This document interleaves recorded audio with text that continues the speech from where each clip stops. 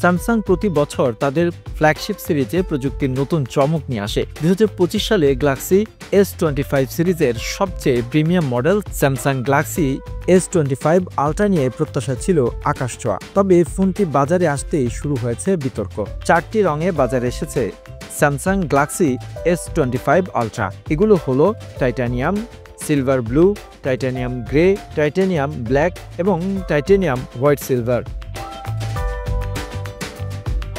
যদিও নাম শুনে মনে হতে পারে দারুণ ভিন্নতা রয়েছে, বাস্তবে এই রঙগুলো অনেকটাই ব্লান্ড এবং কাছাকাছি রকমের। অনেক ব্যবহারকারী বলছেন হাতে নিয়ে বুঝতে কষ্ট হচ্ছে কোনটা কোন রং।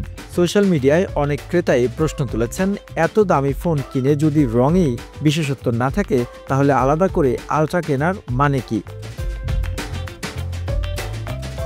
কেউ কেউ আরও বলছেন রঙের দিক থেকে এই ফোন একঘেয়ে, আর সেটা গ্যালাক্সি নোট 20 আলট্রা বা গ্যালাক্সি জে ফ্লিপ কোর এর মতো মডেলের তুলনায় অনেকটাই পিছিয়ে।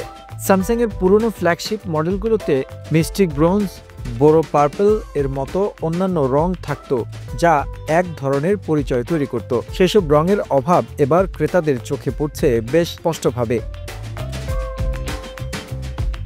এই সিরিজের অন্যতম দুটি মডেল গ্যালাক্সি S25 ও S25 প্লাস তুলনায় অনেক বেশি উজ্জ্বল এবং জীবন্ত রঙে পাওয়া যাচ্ছে, যেমন ব্লু পিচ, লিলাক, গ্রিন ইত্যাদি বিকল্পে পাওয়া যাচ্ছে এসব মডেল। ফলে যারা প্রিমিয়াম মডেল কিনছেন তারা নিজেদের যেন বঞ্চিত মনে করছেন।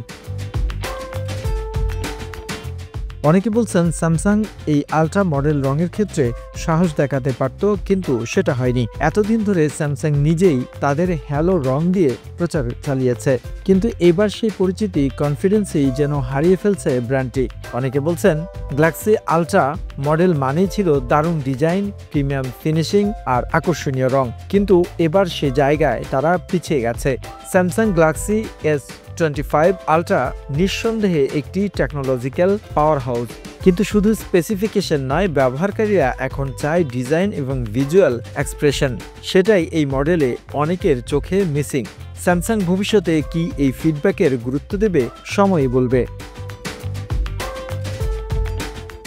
The news Bangladesh desk report.